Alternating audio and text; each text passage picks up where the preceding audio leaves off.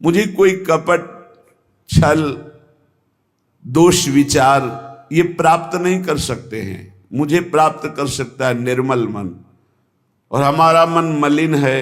तो हम आपसे निवेदन करते हैं, हे प्रभु आप अपने योग्य बना लीजिए इस मन को। मेरे में सामर्थ्य नहीं कि मैं आपके योग्य मन को बना करके आपकी प्राप्ति कर पाऊं। अगर हम करोड़ों कल्पों तक साधना करें तो भी आपके योग्य नहीं बन पाएंगे। और अगर आप पल पाओ, पल के चौथाई हिस्से में चाहें तो मेरा मन आपके योग्य हो सकता है। इसलिए हम पूर्ण रूप से अजात पक्षायु मातरम खगा, जैसे बिना पंख निकला हुआ चिड़िया का बच्चा कुछ नहीं कर सकता, केवल माँ की बाट जो होता है, बस ऐसे हे मेरी श्यामाजू हमारे में कोई साधन नहीं, बस आपकी कृपा की बाट जो रहा हूं। इसे पूर्ण आत्मसमर्पण, निर्भर शरणागति भक्ति कहते हैं। और ये अमोघ है। जिसके हृदय में ऐसा समर्पण हो गया हमारे माई श्यामाजू को राज, तो हरि ही श्यामाजू हैं, श्यामाजू ही हरि हैं। केवल स्वभाव और महिमा का रसास्वादन कराने के लिए प्रभु अपने प्रेम स्वभाव और अपनी प्रेम महिमा का रसास्वादन कराने के लिए ही हरि राधा किशोरी के रूप में विराजमान है। और प्रेम का कैसे रसास्वादन किया जाता है, कितनी दैन्यता, तो राधा किशोरी ही हरि के रूप में विराजमान है। हरि ही राधा किशोरी है, राधा किशोरी ही हरि है, किंचन मात्र इनमें भेद नहीं है। देखो यद्यप सकल लोक चूड़ामणि, यद्यपि हरि अनंत ब्रह्मांडों के स्वामी, पर दीनपन को मानत, दैन्य होकर कैसे प्रेम का रसास्वादन करते हैं। तो प्रेम का रसास्वादन कैसे किया जाता है, हरि रूप। और प्रेम का प्रभाव और प्रेम का स्वभाव श्री राधा किशोरी रूप। हमारा अहो भाग्य, पता नहीं कौन सा अवगुण देख के रीझ गए प्रभु। गुण तो है ही नहीं कि ऐसी महामहिम महामाधुर्य रस करुणा समुद्र श्री लाडली जी के चरणों की शरणागति मिली, और हमें ये गर्व से कहने का साहस हुआ हम श्री जी के हैं, हम लाडली जी के हैं। ये अनन्यता हृदय में आ गई तो सर्वस्व की प्राप्ति हो जाएगी। देख लेना, मेरे प्रभु अनन्यता देखते हैं, और जितने दिव्य सद्गुण प्रभु को रिझाने की वृत्तियां, वो सब इसी अनन्यता से जागृत हो जाती हैं। जब हम शरीर के अनन्य होते हैं तो सारे दोष जागृत हो जाते हैं, और जब हम प्रियालाल के अनन्य होते हैं तो सारी दैवी संपदा जागृत हो जाती है। इसमें साधन बल नहीं, इसमें अनन्यता, इसमें प्रियता, इसमें ममता, और वो ममता, प्रियता, अनन्यता धाम प्रदान करता है। जब हम धाम के आश्रित होते हैं तो रजरानी की कृपा और रसिकों की कृपा मिलती है। जो श्री जी के अनन्य हैं, उन्हीं की कृपा से हमारे हृदय में यत् किंचित अनन्यता जागृत होती है। अनन्यता ही साधना की परम सिद्धि है। अनन्यता ही परमार्थ की वो सुदृढ़ भूमि है जिसपे दिव्य लीलाओं का रसास्वादन होता है। अनन्यता ही जीवन मुक्तता है, अन्य ही जीवन बंधन है। वो धन्य है जो अपने इष्ट के गुरुदेव के अनन्य हो गए, जिनके हृदय में ऐसी दृढ़ता आ गई कि बने तो रघुबर ते बने, बिगड़े तो भरपूर, तुलसी औरन ते बने, ता बनबे पे धूर। ये अनन्यता, हमारे इष्ट हमें जैसे रखे हम राजी हैं। हम राजी हैं जिसमें हमारे इष्ट राजी हैं। इष्ट जैसा जैसा विधान करते, चाहे वो दुखद हो चाहे सुखद हो, हम कभी कोई प्रश्न उनसे नहीं करेंगे, और हम प्रसन्न रहेंगे उनके विधान को मानकर। ये अनन्य भक्त की हृदय की स्थिति होती है। श्रीपाद प्रबोधानंद जी महाराज श्री वृंदावन धाम के अनन्य महापुरुष हैं, जिनको तत्वबोध है और प्रियालाल के प्रेम में उन्मत्त रहते हैं। वो कहते हैं, कलिंद सुतयायुतम प्रणय माधुरी धारया, प्रबद्ध सुख चंद्रिका जलधि फुल्लवल्ली द्रुमम, कपोत सुख शारिका पिक मयूर कालंकृतम भ्रमद भ्रमर झंकृतम जयति धाम वृंदावनम। प्रेम रस की धारा यहां बहती रहती है वृंदावन में। अब निज धर्म आपनो कहत तहां नित्य वृंदावन रहत बहत प्रेम सागर जहां। बोले प्रणय माधुरी की रसधारा यहां प्रवाहित होती है। जैसे समुद्र के तट पर रहने वाले को शंका बनी रहती है, कभी भी ज्वार भाटा आए और तटस्थ भूमि को तोड़ करके वो डुबो दे, ऐसे ही वृंदावन में है। ये बहता हुआ प्रेम समुद्र है, बहता हुआ, इसकी तरंगे हैं, इसकी लहर है, इसकी धारा है। यहाँ की लताएं, खगमृग, पशु पंछी, यहाँ के रसिक महात्मा, ये जब बाढ़ आएगी, किसी भी रसिक महापुरुष का सानिध्य मिला और उसकी करुणा बरस गई तो प्रेम में डूब ही जाओगे। यहां पक्का प्रेम में डूब जाओगे, अंतिम क्षण तक डूब जाओगे। अगर अभी कुछ नहीं बन पा रहा और आप धाम के आमरण व्रतधारी हैं कि मेरा शरीर छूटे तो वृंदावन में छूटे, तो अंतिम समय तक किसी न किसी सखी की नजर पड़ेगी और आपको प्रियालाल के प्रेम में डुबो देगी, क्योंकि करुणा का मूर्तिमान स्वरूप सहचर्या है। इसलिए धाम प्रेम धाम कहा गया है। यहां प्रेम समुद्र बहता हुआ है। यद्यपि समुद्र स्थिर होता है, पर यहां कह रहे बहत प्रेम सागर जहां, क्योंकि प्रेम स्थिर नहीं है, प्रतिक्षण वर्धमानम है, बढ़ता ही रहता है। प्रेम जैसे चंद्र कला बढ़ता है, पर चंद्रमा में पूर्णिमा होती, प्रेम में कभी पूर्णिमा नहीं होती, सदैव बढ़ता रहता है, नवम नवम नवम प्रतिक्षण वर्धमानम। इसलिए बहता हुआ प्रेम समुद्र वृंदावन धाम है और इसकी तरंगे हैं यहाँ की लता, रजरानी, खगमृग, पशु पंछी और यहाँ के रसिक जन। किसी की भी कृपा हो जाए, यहाँ के एक पक्षी की कृपा हो जाए तो आप प्रेम में डूब जाएंगे। यहाँ एक लता की कृपा हो जाए, यहाँ किसी रसिक की कृपा हो जाए, तो जो प्रेम बड़ी बड़ी साधनाओं से भी सुलभ नहीं है, अत्यंत दुर्लभ, वो प्रेम प्रकाशित हो जाए।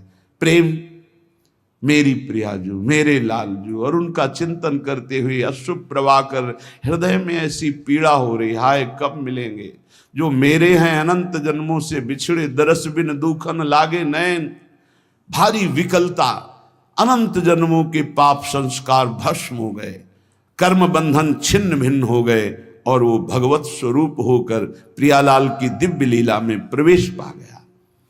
ये प्रणय रस धारा है सीधाम वृंदावन। और बहुत करुणा करके दुरंत मोह का नाश करने वाली श्री यमुना जी इस श्रृंगार रस धारा मानो द्रवित होकर प्रवाहित हो रही हूं। बहुत करुणा है यमुना रस रानी की, जिस पर यमुना जी प्रसन्न होती हैं, दुरंत मोह का नाश करके इसी जन्म में राधा वल्लभ लाल की उत्तम प्रेम लक्षणा भक्ति और सहचरी भाव प्रदान कर देती। यही व राधिका पते पदाब्ज भक्ति मुत्तमा मवाप्यशा ध्रुवम भवेत परत्र तत्प्रियानुगा। आप मलिन दृष्टि मत रखें यमुना जी में कि ये गिर रहा है वो गिर नहीं। जैसे अग्नि भगवान सब कुछ जलाकर अपना स्वरूप दे देते हैं, ऐसे यमुना जी सबको अपना स्वरूप प्रदान कर देती हैं। परम पावन यमुना जी को कभी कोई अपवित्र कर ही नहीं सकता, किसी की सामर्थ्य नहीं है। यमुना जी साक्षात करुणा बपू हैं, हमारी लाडली जी की प्रिय सहचरी हैं, और मोह का नाश होना बड़ा कठिन है, सो यमुना जी नाश कर देती हैं। जिसने यमुना जी का दर्शन किया, यमुना जी का आचमन किया, यमुना जी का अवगाहन किया, वो कभी यमपुरी नहीं जा सकता, पक्का। जो यमुना जी का थोड़ी भी भक्ति कर ली है, तो यमुना की भक्ति मात्र से उनके परम भ्राता श्री जो यमराज जी हैं, वो अपने दूतों को आदेश करते हैं, कभी भी जिसके मुख से यमुना निकला है, आचमन किया है, अवगाहन किया है, बैठकर समीप कुछ नाम जप किया, कभी मत जाना, उनकी तरफ देखना भी मत। ऐसी यमुना जी जहां प्रवाहित हो रही, परेश वर्ण रूपिणी भगवान श्री कृष्ण की श्री अंग की जैसी कांति, ऐसे झलमल झलमल श्याम वर्ण यमुना, बड़ी दिव्य है यमुना जी। अपनी तो नेत्र प्राकृतिक है, इसलिए देख नहीं पा रहे। जब त्रिगुणातीत कृपा होगी श्री जी की और त्रिगुणातीत वृत्ति जागृत होगी, तब आप इन यमुना जी को देखेंगे। बड़ी दिव्य है, जिनमें स्वर्ण कमल, नील कमल, पीत कमल, अरुण वर्ण के कमल, विविध प्रकार के कमल खिले हुए हैं, भौरे गुंजार कर रहे हैं। समीप में ही कुंज में अद्भुत अद्भुत लताएं फूली हुई झूम रही हैं। और कपोत शुक शारिका पिक मयूर कालंकृतम, कपोत, शुक, शारिका, कोकिला, मोर ऐसे गुंजार कर रहे हैं, ऐसे मानो प्रियाजू का यश गा रहे, पर हम उनकी वाणी समझ नहीं सकते। ऐसा लगता है कि ये शोरगुल कर रहे हैं। नहीं, वो राधा यशो मुखर मत खगावली की। यहाँ के जितने पक्षी हैं सब श्री जी का नाम, श्री जी का जस गान कर रहे हैं। कृष्ण प्रेम रसम सदा रसयते वृंदावनांतर्गतम, जो वृंदावन के अंतर्गत अपने जीवन को समर्पित कर दिया है, पक्का श्री कृष्ण प्रेम में डूबेगा, डूबेगा, पक्का डूबेगा। जब वृंदावन में आए और बिहारी जी की कृपा से राधा वल्लभ जी गए, जब राधा वल्लभ जी के दर्शन किए तो ऐसा लगा जैसे बहुत पहले से हम इनसे परिचित हैं। श्री कृष्ण प्रेम रसम सदा रसयते वृंदावनांतर्गतम, वृंदावन में यदि अपने जीवन को समर्पित कर दिया जाए, चाहे आश्रय भाव से या वास भाव से, अरे बहुत मानो कृपा ही कृपा उदय हुई है वृंदावन के रूप में। आप लोग बाहरी दृष्टि से देखेंगे तो आपको दोष दर्शन भी दिखाई दे सकता है, लेकिन आपसे सत्य कहते हैं, कभी कभी एकांत में जब वृंदावन की कृपा उदय होती तो सिर्फ रोना आता है कि कोई ऐसे सद्गुण नहीं, कोई ऐसी बात नहीं जिससे हमारी प्रियाजू ने हमें रीच कर वृंदावन का अखंड वास दे दिया। हमें अपने महल में, हम कहाँ वास कर रहे हैं, वृंदावन वासी हैं, प्रिया प्रीतम के चरण चिन्हों में वास कर रहे हैं, परम पावन रज में वास कर रहे हैं, हम धाम वासी हैं।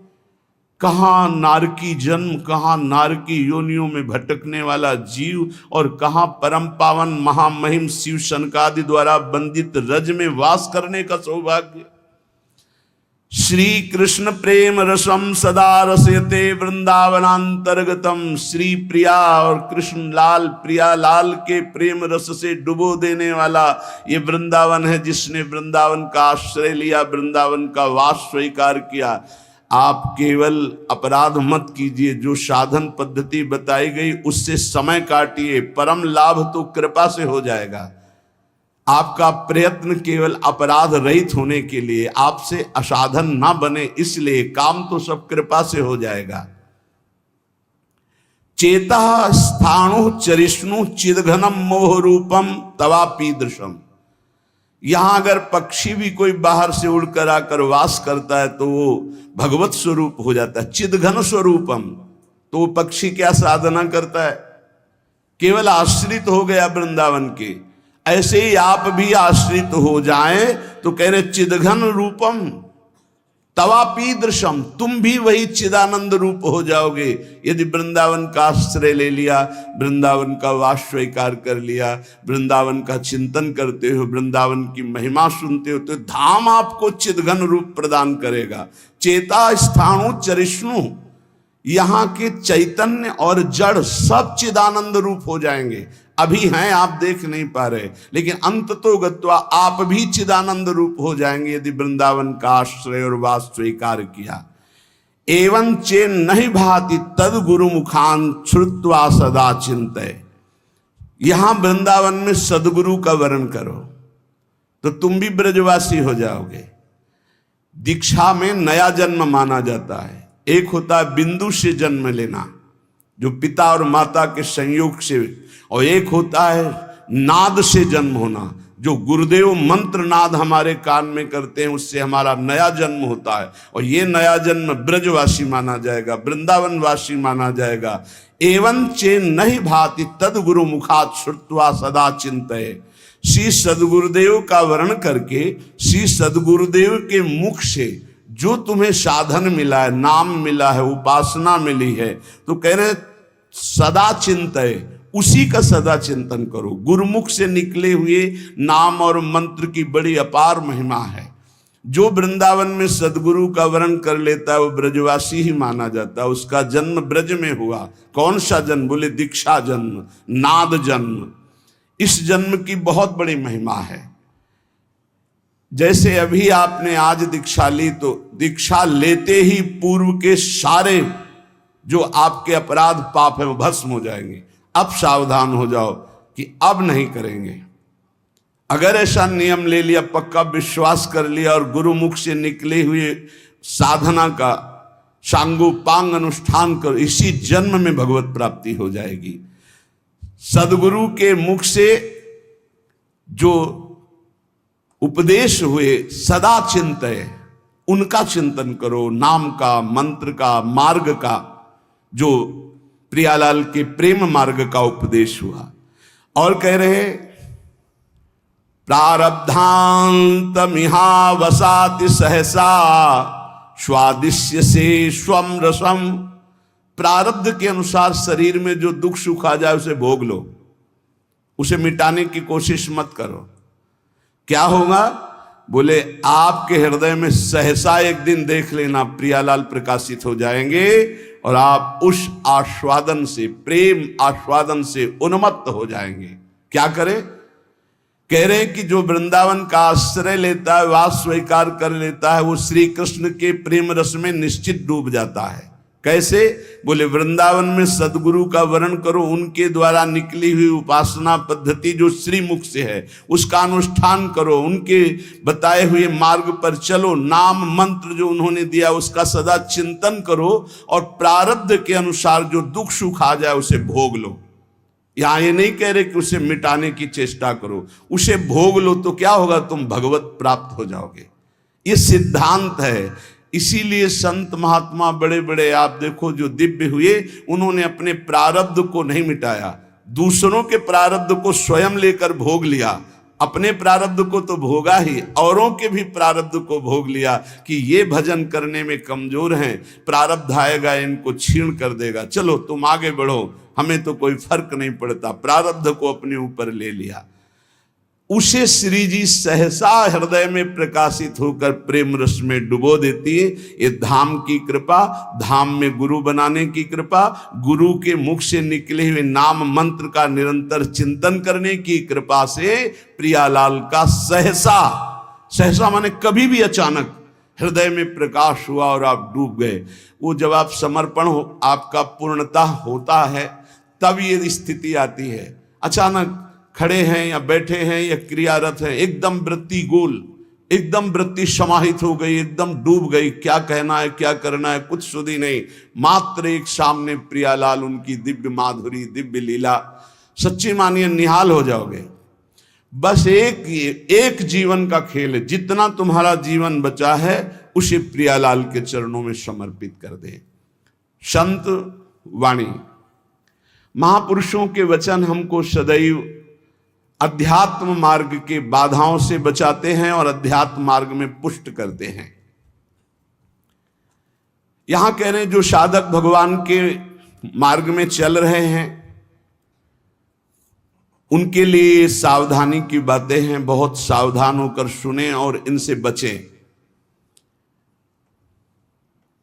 जो उपासक इन बातों से नहीं बचता वो अपने लक्ष्य से भ्रष्ट हो जाता है। इसलिए बहुत काम की बात है। पहला है किसी भी सभा समिति संगोष्ठी में शामिल ना होना, जहां एक दूसरे की कटाक्ष हो रही हो, जहां एक दूसरे की निंदा की जा रही हो, जहां ये सब नहीं, इसमें नहीं फंसना। साधक को नहीं फंसना। भगवत प्राप्ति करने वाले साधक को सबसे पहले बचना है आज आना वहां सभा है, आज वहां समिति है, वहां ऐसा संगोष्ठी है, इस विषय की चर्चा है। नहीं, सत्संग, एकांत सेवन, भगवत सेवा, सत्संग, इष्ट मिले और मन मिले, मिले भजन रस रीति, तहां निसंग कोहे मिलिए, तासों कीजिए प्रीति। कभी नहीं गए। कई तरह की हानियां हो जाती हैं, साधक बहिर्मुख हो जाता है। इसलिए साधक को कभी सभा में, समिति में, ऐसी जगह नहीं जाना चाहिए। मना कर रहे हैं। सभा समितियों में शामिल होना मानो अपनी साधना को नष्ट करना है। जो लक्ष्य प्राप्ति के लिए चलना चाहता है, सभा समिति संगोष्ठी, ये नहीं। एकांत सेवन, सत्संग सुना, अपरिचित जीवन, किसी से कोई परिचय नहीं। अखबार पढ़ना, समाचार देखना, ये उनके लिए सही है जो समाज सेवी हैं, जो समाज में विविध पदों में हैं। लेकिन जो भगवत प्राप्ति करना चाहता है, उस साधक के लिए ठीक नहीं। न समाचार पत्र पढ़ना और न समाचार सुनना, न समिति सभा में जाना, न किसी राजनीतिक या व्यवहारिक संगोष्ठी को सेवन करना। नहीं, हम सबके हृदय में विराजमान उस परमात्म तत्व को जागृत करने के विषय में बोलते हैं। सबका हृदय मंदिर बने और सबके हृदय रूपी मंदिर में भगवान का प्रादुर्भाव, केवल उसकी चर्चा होती है। जिस प्रभाव से अनंत जन्मों से हम भटक रहे हैं, उस माया की मलिनता का नाश करके सच्चिदानंद प्रभु में स्थित होने की चर्चा होती है। बहुत चर्चाएं हो रही हैं। कम से कम एक चर्चा तो पकड़ो जिससे तुम्हारे हृदय मंदिर के पट खुले और तुम्हें साक्षात्कार हो जाए भगवान का। जब तक हृदय मंदिर में भगवान प्रकाशित नहीं होंगे, तब तक कुछ काम बनने वाला नहीं। तो सत्संग हृदय मंदिर के पट खोलता है, सत्संग ज्ञान चक्षु खोलता है, प्रेम नेत्र खोलता है।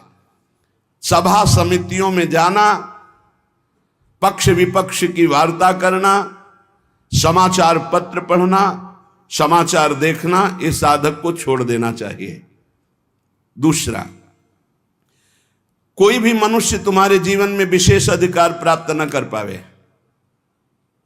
कोई भी पूरी सृष्टि में विशेष अधिकार, अरे वो अपने हैं, तो फिर श्यामा श्याम तुम्हारे कैसे रहे? श्यामा श्याम तो तभी अपने माने जाएंगे जब कोई और अपना ना हो। मेरे तो गिरधर गोपाल दूसरो न कोई, सिद्ध महान प्रेम रस में डूबी हुई मीरा जी के वचन है। मेरे तो गिरधर गोपाल दूसरो न कोई। गोस्वामी तुलसीदास जी, एक भरोसो, एक बल, एक आस विश्वास, एक राम घनश्याम हित चातक तुलसीदास। किसी भी मनुष्य से विशेषता पूर्वक आपका संबंध ना होने पावे, स्थान विशेष में आसक्ति ना होने पावे, वस्तु विशेष में स्वाद ना आने पावे। भगवत प्राप्ति करना है तो दूसरी बात, सावधानी पूर्वक। कोई हमारा विशेष नहीं, कोई खास नहीं, कोई वस्तु व्यक्ति स्थान कोई विशेष हमारे नहीं। जहां राखो तहां रहो, मान सुख रास है। जहां मेरे स्वामी जैसे रख रहे हैं वैसे रह रहा हूं। मेरा नहीं, मेरे स्वामी कहे जब चाहे तब हटा दे, जब चाहे तब रख ले, उनकी बात है। वस्तु जैसा चाहा वैसा भेज दिया, वैसा हम उसका सेवन कर रहे हैं। हमारे लिए कोई खास वस्तु नहीं, मेरे स्वामी ने भेजा इसलिए बात है। तीसरी, मठ या आश्रम की स्थापना करके उसके विषय में चिंतन करना और धन आदि की चाह करना, यह साधक भगवत प्राप्ति से भ्रष्ट होने की वृत्ति है। यह सिद्धों का कार्य है, साधकों का नहीं। मठ आदि की स्थापना करना यह सिद्धों का कार्य, आचार्यों का कार्य है। आश्रम आदि की निर्माण वृत्ति करके फिर उसके संचालन के विषय में चिंतन करना, फिर रुपया पैसा इकट्ठा करना, और जब मर गए तो बाद में जो चार शिष्य हैं आपस में झगड़ा करना, मुकदमाबाजी शुरू होना। बचो इससे। जैसे बने बनाए मंदिर हैं, बने बनाए जगह हैं, हमको वास मिल रहा है, वास कर रहे, हटा दिए जाएंगे, फिर फुटपाथ में बैठ जाएंगे, पर हमारा कोई चिंतन चुरा ले, ऐसा नहीं। हम ऐसा कुछ नहीं करेंगे जिससे हमारा चिंतन बंटवारा हो जाए। मेरे प्रभु हैं, वो थे, वो रहेंगे। उनके एक निमिष मात्र से अनंत ब्रह्मांडों का सृजन हो जाता है। वो जहां रखेंगे जैसे रखेंगे, जहां राखो तहां रहो, मान सुख रास है। उपासक किसको बैठा ले? स्थान विशेष में आ सकती नहीं, व्यक्ति विशेष में आ सकते नहीं, वस्तु विशेष में आ सकते। हमारे लिए ना कोई वस्तु विशेष है, ना स्थान विशेष है, ना व्यक्ति विशेष है। मठ और आश्रम आदि की स्थापना करके उसके चिंतन में डुबोना, अपने मन को मानो दुर्गति का मार्ग चयन कर लेना। थोड़ा सा कड़वा लगेगा ये बात। हम कह रहे हैं सिद्धों का कार्य, साधकों का नहीं। साधकों को नहीं फंसना चाहिए। अगर साधक फंसेगा तो नष्ट हो जाएगा, पक्का, इसमें कोई संशय नहीं। वाल्मीकि रामायण में एक प्रसंग आता है कि एक ब्राह्मण देवता भिक्षा याटन के लिए निकले हुए थे, कई दिन के भूखे थे, भिक्षा मिली नहीं, तो रास्ते में कुत्ता आराम से पड़ा था, 3-4 लाठी उसकी खोपड़ी में मारी, फूट गई खोपड़ी। उस समय राजाधिराज चक्रवर्ती महाराज अनंत कोटि ब्रह्मांडों के स्वामी भगवान श्री राम सिंहासन पर विराजमान थे। दरवाजे से आवाज मारी, सेवक ने कहा एक कुत्ता अपनी प्रार्थना करना चाहता है। भगवान ने बुलाया, बोलो। बोले मैं आराम से मार्ग में पड़ा था प्रभु, क्या मार्ग के साइड में पड़े रहना अपराध है? मैं कुत्ता हूं तो इसलिए मेरा इतना भी अधिकार नहीं कि मैं रास्ते के साइड में पड़ा रहूं। नहीं हुआ क्या, एक ब्राह्मण ने हमारे 4-5 लाठी मारी, खोपड़ी फूट गई। आप बताओ क्या मेरा दोष क्या था? मैंने भूखा भी नहीं, मैंने उसको कुछ छेड़ा भी नहीं, फिर क्यों मारा? बोले हमारे दरबार में ब्राह्मण को तो दंड दिया नहीं जाता। हाँ आप आए हो इसलिए बुलाते हैं उनको और प्रार्थना करेंगे कि ऐसा क्यों किया। बुलाए गए, भगवान आदर किए उन्हें और कहा आपने ऐसी त्रुटि क्यों की, क्यों मारा इसको? बोले 3-4 दिन से भिक्षा नहीं मिल रही थी, आराम से सो रहा था, मैं भूखा टहल रहा हूं, गुस्सा आई, हमने मार दिया। अपराध है आपका? हाँ है। कुत्ते से कहा कि मैं तो दंड नहीं दे सकता क्योंकि हमारे दरबार में ब्रह्म ऋषि को दंड नहीं दिया जाता, आप दंड निर्धारित कीजिए, क्या दंड दिया जाए? उनका कलिंजर पर्वत का इनको महंत बना दिया जाए। ये दंड है, पुरस्कार। जिसको मांगने से भी भिक्षा नहीं मिलती, वो कलिंजर पर्वत के बहुत बड़े आश्रम का महंत बन जाएगा आगे चलकर, तो ये तो पुरस्कार मिला, ये तो दंड थोड़ी। बोले नहीं प्रभु, मैं मानते ही हूं, पूर्व का मैं मानते ही हूं, जो कुत्ता बना हूं, ये जब कुत्ता बनेगा ना तब इसको समझ में आएगा। सीधे कुत्ता ना कह करके इसको हमने, अगर साधक ये सिद्धों का खेल है, जो स्वात्मानंद में मगन है वो पूरा साम्राज्य चला सकते हैं, लेकिन जो साधक है अगर इस प्रपंच में फंसा तो मारा जाएगा। जब तक भगवत साक्षात्कार न हो तब तक होश में मठ और आश्रम आदि की स्थापना करके उसके चलाने की चिंता करना, ये सब बिल्कुल परमार्थ से भ्रष्ट कर देने की बात है। चौथा, साधन में आलस्य, प्रमाद अपनी दिनचर्या में कभी नहीं होना चाहिए। गुरु प्रसाद से अभी तक, अब आगे भगवान जाने, अगर 102 बुखार भी है और हमारा नियम है 12:30 बजे 1 बजे जगना, तो जगना है, जगना। पैदल आते थे, अब ठीक उसी समय राउंड लगा के अपनी दिनचर्या है, अपनी दिनचर्या में 1 मिनट का फर्क नहीं। अब तो आराम से सो सकते हैं, नहीं, आराम कहाँ, जब तक शरीर में श्वास है आराम नहीं। इसको ऐसे रगड़ा जाता जैसे कंजूस मालिक नौकर से, ऐसे इस शरीर का प्रयोग किया जाता है। एक एक श्वास बचा बचा के भगवान के चरणों में, और खूब मेहनत कराओ इससे। ये किस काम में आएगा? खा खा के अगर वजन बढ़ा रहे हो तो लकड़ी का वजन बढ़ेगा, फूंक दिया जाएगा शरीर, और किस काम में आएगा? न उठने में सुविधा, न दिनचर्या में सुविधा। जब शरीर बढ़ जाता है ना, अरे थोड़ा कम खाओ, खूब इसको व्यायाम प्राणायाम, अपनी दिनचर्या मेहनत करो, खूब नाम जप करो, भजन करो, इसके लिए मिला है। बोले साधन में आलस्य नहीं होना चाहिए, अपनी दिनचर्या में प्रमाद नहीं होना चाहिए। किसी भी साधक, दिनचर्या में प्रमाद का मतलब है अपने जीवन को नष्ट करना। ये नींद अच्छा है या राधा राधा रटना अच्छा है? हम कहते थोड़ा सो लो। नींद में केवल सुख जो मिलता है वो 5-6 घंटे संसार का चिंतन छूट गया इस बात का है। तो तुम बैठे बैठे जागृत में यदि ऐसा अभ्यास बना लो, उसे समाधि कहते हैं। न जागृत है, न स्वप्न है, न सुषुप्ति है, भगवदाकार वृत्ति है। इसी के लिए तो हमारा मानव जीवन हुआ है। साधक अपनी साधना में प्रमाद न करे। कभी 3 बजे, कभी 4 बजे, कभी 5:30 बजे, कभी 2 बजे, ऐसी दिनचर्या ने एक राइट दिनचर्या, 2, 4, 5 मिनट की बात अलग, पूरे जीवन आजीवन एक दिनचर्या चलनी चाहिए साधक की। फिर कर लेंगे प्रमाद, दीर्घ सूत्रता, ये नहीं होना चाहिए। 11 माला कहा है, आज 5 माला हुए, कोई कल 11 और 6, फिर कल जब 11 और 6 पूर्ति कर रहे तो 6 पूरे 11, फिर आगे कर। धीरे धीरे नियम ही खत्म हो गया, खत्म। हम कभी इस बात से राजी ना हो कि हमारा मन भजन के लिए आगे टालता है। जब हम दीक्षा देते हैं तो इतना जरूर कहते हैं कि 11 माला गुरु मंत्र के अधिक जपो तुम्हारे सौभाग्य का विषय पर। हमारा नियम 11 कम से कम प्रारंभिक स्थिति में, 12 पद कम से कम चतुरासी जी के पूरी पाठ कर जाओ, तुम्हारे अहो भाग्य, धन्य भाग। रो रो कर जब नाम पुकारते हैं तब कृपा होती है। पता नहीं कौन सी परिस्थिति ऐसा आ जाए कि लाद कर तुम्हें धाम से बाहर फेंक दिया जाए।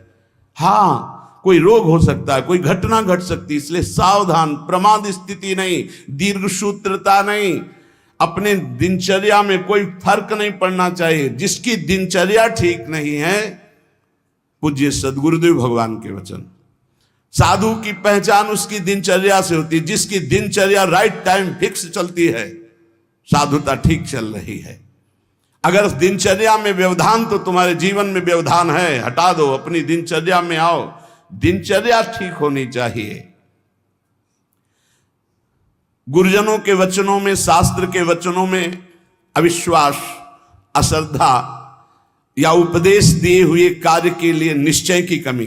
आपको ऐसा करना है, हाँ हाँ कर लेंगे, नहीं वही करना है जो आज्ञा हो गई, बस सब बात बन जाएगी।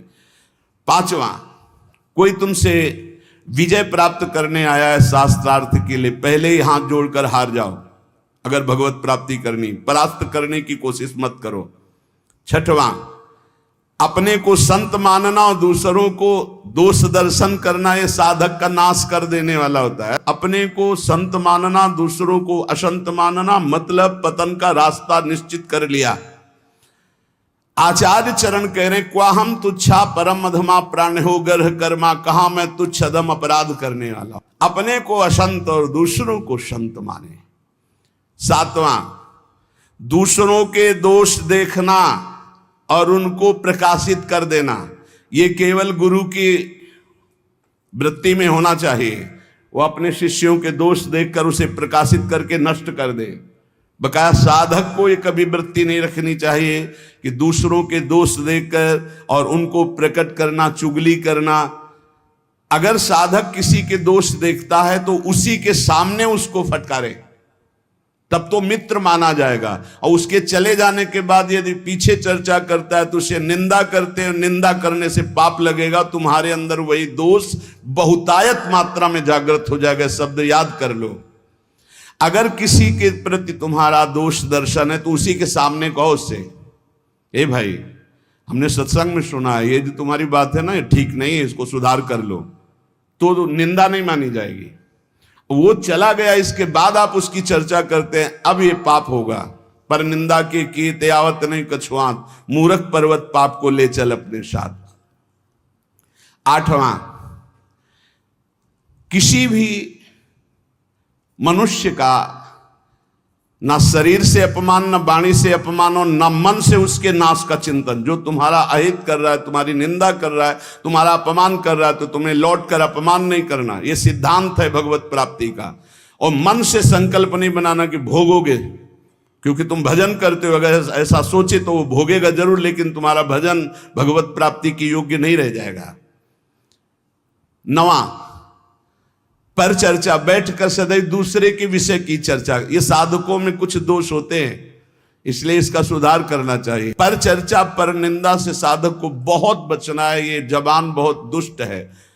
इसको रोको, वाणी को रोको। वाणी एक अमोल है, जो कोई बोले जान, हे तराजू तौल के तब मुख बाहर आन। और 10वां, सीरियल, नाटक, सिनेमा, नौटंकी, ये सब साधक नहीं। असत साहित्य नहीं पढ़ना, नहीं देखना, नहीं सुनना, बहुत बड़ा प्रभाव पड़ता है। इससे बहुत बड़ा प्रभाव पड़ता है, बहुत बड़ा प्रभाव पड़ता है। आपको अनजाने में पतन के मार्ग में आपको ले जाएगा। आपको सुनना है सत्संग, तो सुनने वाला यंत्र रखिए। ये सुनने के लिए ये जो टच वाला मोबाइल है, बचो इससे, पक्की बात है। इसको हम बहुत प्रार्थना पूर्वक निवेदन करते हैं कि साधक जो घर से निकला है भगवत प्राप्ति के लिए, टच वाले मोबाइल से बचे। जहां भगवत प्राप्ति की लालसा से आपने वैराग्य लिया, वहां भोगों की लालसा पैदा कर देगा। जहां आप खोले मोबाइल तो आपके ऑप्शन ही ऑप्शन है, और मन कभी भगवत ऑप्शन सुनना चाहे तो बड़ा पवित्र मन होता है। हाँ, ये संसारिक बात है। इसमें क्या है? अच्छा, इसमें क्या है? ढूंढते ढूंढते वहां पहुंच गए जहां नहीं पहुंचना चाहिए, और आपको नष्ट कर देगा। सत्संग सुनना है तो यंत्र रखो सत्संग सुनने का। अगर आपको सही माने में मोबाइल का ही प्रयोग करना है, बहुत जरूरी है, तो हम कहते हैं छोटा वाला मोबाइल रखो। लेकिन नहीं, स्मार्ट, बड़े स्मार्ट बने हो, माया से थोड़ी तुम्हारी स्मार्ट गिरी चलेगी। माया तुमसे ज्यादा स्मार्ट है, उसी स्मार्ट में फंसा देगी। स्मार्ट है तो कहते हैं उसे स्मार्ट मोबाइल कहते हैं। हाँ, तुम्हारी स्मार्ट गिरी नहीं चलेगी माया के आगे। वो एक दृश्य दिखाकर, मछली के मैथुन को देखकर सौ भरी महात्मा जल में समाधिस्थ रहते थे, साधना भ्रष्ट हो गई। अजामिल लकड़ी लेने गया था, वैश्यागमन देख करके उसकी बुद्धि भ्रष्ट हो गई, उसी वैश्या में आसक्त हो गई। प्रार्थना है, बहुत बिना मोबाइल के नहीं चलता तो 1800 वाला ले लियो, 2000 का जो नहीं आता इतना बड़ा। भाई बहुत बात करनी, कहीं कोई तुम्हारा पदाधिकारी हो तो भाई देख लो। नहीं तो हमें प्रार्थना करनी है साधकों से, स्मार्ट से बचो। बहुत स्मार्ट है वो, तुम्हें फंसा लेगा, भगवत मार्ग से गिरा देगा, पक्का गिरा देगा। मान लो, हम कह रहे हैं, लेकिन कोई नहीं मानने के लिए तैयार है। और किससे बात करनी? श्री जी के लिए स्मार्ट काम नहीं करेगा, वहां फोन बात होगी नहीं। वहां तो राधा नाम काम करेगा, राधा राधा राधा राधा राधा। हाँ, कुछ ऐसी आवश्यकताएं हैं जिनकी जरूरत है, क्योंकि बिना उसके काम नहीं चल सकता। तो हम कह रहे हैं जहां तक हो सके, और अगर किसी को बहुतय की रखना है तो बहुत हिम्मत करो, कसम खा लो कि कभी हम और क्षेत्र में नहीं जाएंगे। बहुत बड़ा क्षेत्र है। आज कोई भी व्यक्ति हमको प्रायः ऐसा नहीं दिखाई देता जिसकी कनपटी में मोबाइल ना लगा हो। भगवान का ये बहुत विचित्र कलयुग, भगवान ने ये यंत्र चलाया है, बहुत विचित्र। ये भगवान की बहुत माया चली। तो कह रहे नाटक, सिनेमा, फिल्म, सीरियल, समाचार, बचो भाई। अगर भगवत प्राप्ति करना है तो थोड़ा सावधान हो जाओ। 11वां, शास्त्र विरुद्ध कोई भी आचरण ना हो, नहीं तो भय को प्राप्त हो जाओगे। बड़े शेर दिल होकर के भी तुम्हें गुलामी ऐसे की सहनी पड़ेगी जो तुम सोच नहीं सकते। अगर अशास्त्रीय थोड़ा भी कर्म हुआ तो वही तुम्हें रौंद देगा। एक छोटा सा, एक नीच प्रवृत्ति वाला तुम्हारे ऊपर शासन कर लेगा। हमारी बात को समझना, जो लिखा है, शास्त्र विरुद्ध कोई भी आचरण तुम्हारे शेर दिल को रौंद देगा। शेर दिल का मतलब समझते हो? साधु सिंहवत होता है, बिल्ली बना देगा। वही तुम्हें डाउन होना पड़ेगा, वही तुम्हारी हंसी उपहास, वही तुम्हारी निंदा हो जाएगी, अशास्त्रीय आचरण। 12वां, बड़ों के आने पर खड़े हो जाना चाहिए, नहीं तो प्राण शक्ति कमजोर होती है। अपने से पूज्य और बड़े जन आवे तो हाथ जोड़कर खड़े हो जाने से हमारी प्राण शक्ति मजबूत होती है। पक्का मानो, ये जो दिल कमजोर हो रहे हैं ना, इसका कारण खान पान व्यवहार अशास्त्रीय, ये जो सुबह 8-10 बजे तक सो रहे हैं, आयु नष्ट हो रही, ये जो नाना प्रकार के बाहरी भोजन कर रहे हैं, इनसे अपने यंत्र कमजोर हो रहे हैं, जो अशास्त्रीय कार्य हो रहे हैं उनसे जीवनी शक्ति नष्ट हो रही, प्राण शक्ति कमजोर हो रही। पक्का मानिए, आज प्रायः लोग ऐसा ही है कि 1-2 बजे रात्रि के सोते हैं और 8-10 बजे जगते हैं। हमारी प्रार्थना है भुवन भास्कर उदय हो रहे और आप सो रहे तो आपकी स्त्री, कीर्ति, यश, पवित्रता, प्राण शक्ति, जीवन शक्ति, इन सब का नाश हो रहा है। अरे प्रातः काल भगवान उदय हो रहे हैं, हाथ जोड़कर प्रणाम मात्र कर लो, नार्घ देव तो प्रणाम तो कर लो, भुवन भास्कर पधारे सूर्य नारायण। लेकिन नहीं, 10-11 बजे तक सोते। प्रायः दिनचर्या बन रही, सही माने में 10 बजे सो जा, 11, 12, 1, 2 दिन में 1 घंटा विश्राम का। जिसको दिन में विश्राम नहीं तो 9 बजे सो जाओ। 5 घंटे सो जाना बहुत होता है, 5 घंटे बहुत। अभ्यास योग युक्तेन, जैसा आप अभ्यास कर लो वैसा। आपने अभ्यास कर लिया 3 घंटे में तो 24 घंटे में 3 घंटे में काम हो जाएगा। आप अभ्यास कर लो। अरे साधना एक बार सोने का समय दे दिया, इसके बाद बस फिर नींद नहीं आनी चाहिए।